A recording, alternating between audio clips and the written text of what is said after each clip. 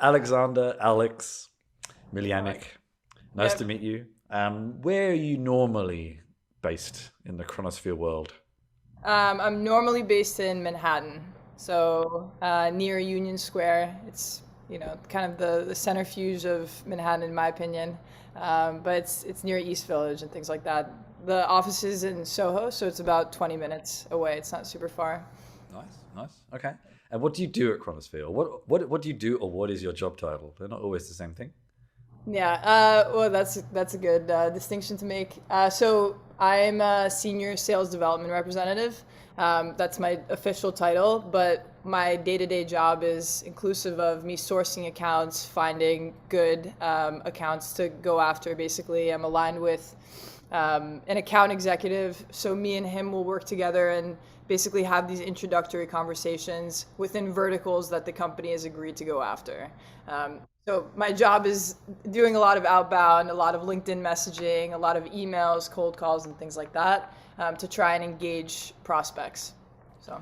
And I guess we should clarify. I think you said it a little bit there, but as a technology company, develop in this context is not demos and things like that. It's developing relationships, I guess.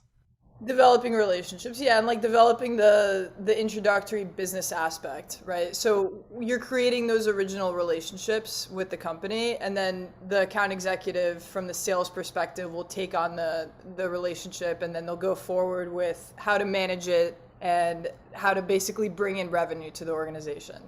So the business development side of the org is just creating that first initial footprint into accounts. Okay.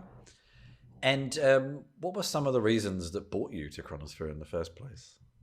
So it's a good question. I actually came from Grafana, so that was my first experience in sales. Okay. But I've been in the cloud native space. I started out in sales within the observability realm. I really enjoyed monitoring, really enjoyed open source and kind of how the projects work from the perspective of the engineers.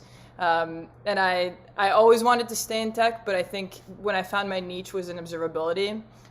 So just understanding kind of how Chronosphere works and how scalable it is, how novel some of our control plane abilities are and the aggregation rights and all of those things.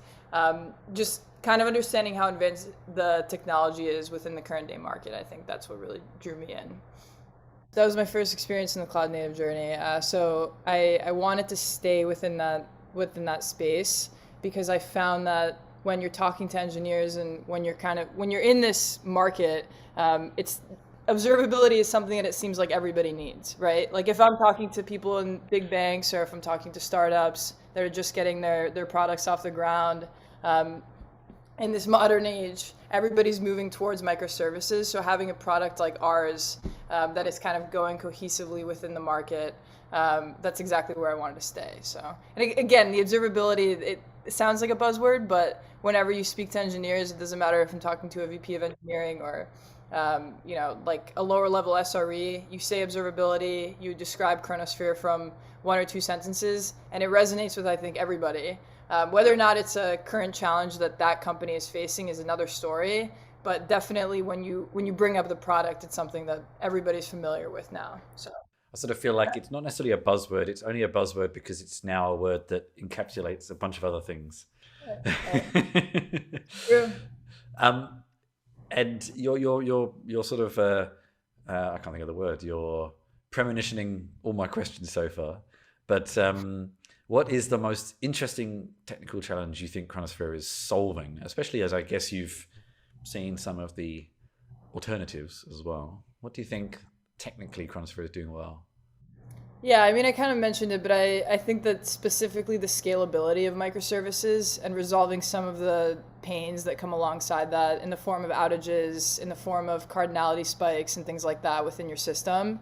I think that Chronosphere is particularly positioned in the market to be able to handle those things. And we also have like the transparency and the visibility into your data, which is something that now with these microservices that are becoming popularized and almost the de facto standard in the market, you're noticing when you're having these conversations with engineers that they are all starting to see issues with the scale. they are all starting to understand that the open source projects may not be able to handle the massive environment that they're managing. So they have to start, they get kind of put in a position where either they have to hire a ton of engineers to build in homegrown systems that can scale better, which costs a ton of money, or they can refer to SaaS vendors and then they can do something like Chronosphere can do, but in a very different way. So I think that the answer to your question is scalability. Like through and through, I think that Martin talks about it on a lot of blogs, talks about it on a lot of podcasts, Rob as well. But yeah, I think that that's our main niche in the market. Okay. Okay. And what are you working on right now? Not literally right now, but I'm sure this is amazing what we're doing right now. What are you working on right now that you're excited about? Oh, that's well, we're getting a new account list. So in sales, you get territory segments, and you get kind of reshifted to new accounts. The process goes with me. For example, I had a certain patch that was assigned to me. Maybe I was 30 or 40 accounts that we would go after. And now when you kind of exhaust all of those resources going into those accounts, you have those introductory conversations. You can qualify, disqualify people to see if they're a good fit for our use cases.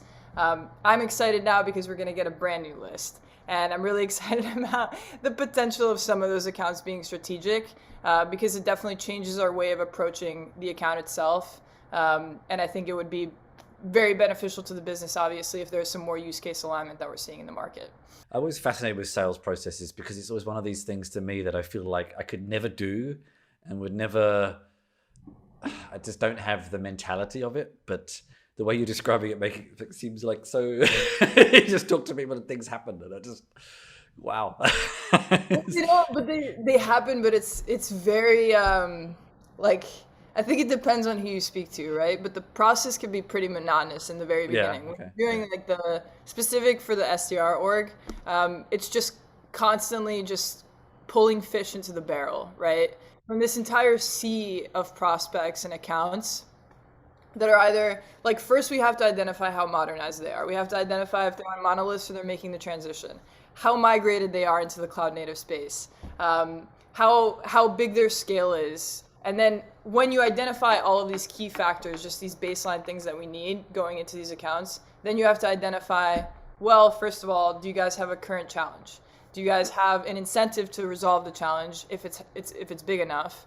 And the third piece of it, obviously, is that you have executive buy-in, so that you have like actual people into the account that are either decision makers, influencers, or technical evaluators, right? So it's not so hard from the SDR perspective.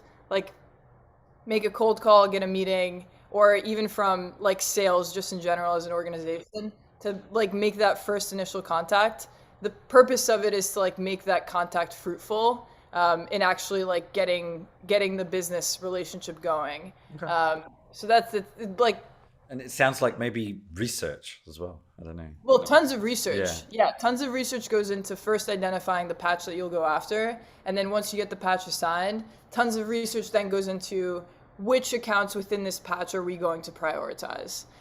So I think that's probably my favorite part of going after them in the very beginning is the baseline research that you're doing getting into all of these organizations. So I am learning today. I'm learning. Excellent. So that was the kind of serious questions for now. Next one is a more light-hearted one. What's a fun fact about you that nobody would guess? Well, this is good because this is actually on LinkedIn, but I'm not sure how many people peruse my LinkedIn profile. I was working at the Czech University in Prague as an English teacher for a year. So I was teaching English for a year to students that were aged 18 to, I think my oldest student was maybe 27 or 28 at the time, and I was 23. But because of the hierarchy stance, I think that everybody just imagined me being much older than I am, even though I have baby face. I remember that from my own teachers, was realizing they were probably only about 4 years older than me. Yeah. When I was older, not when I was like 12, of course, but yeah. It's like shocking to them. I remember they were asking kind of like what my next steps in life were, if I was going to stay at the university. All of them were hoping that I would, or expecting that I would, because when you have a teacher in place, you think that this is the only piece of their life that matters. They're just going to keep clocking in, clocking out. So yeah, that's interesting, I think. But my plan was always to go there, do something for a year, and then come back. That's a nice city. I haven't. I Beautiful. used to organize a conference there every year, so I've been there a lot for 3 days at a time. It's Yeah, amazing. It's and incredible. it's I love just it. 4 hours on the train from here, and a really beautiful train journey. So, yeah. All right. What is a and I'm interested because I tend to know a lot of the answers here in terms of developer context, but in terms of your job role, what's a cool new tool that you're trying out or using or want to tell people about? A cool new tool that I'm using. Is it in reference to Chronosphere specifically? No, Like not something? necessarily. Not necessarily.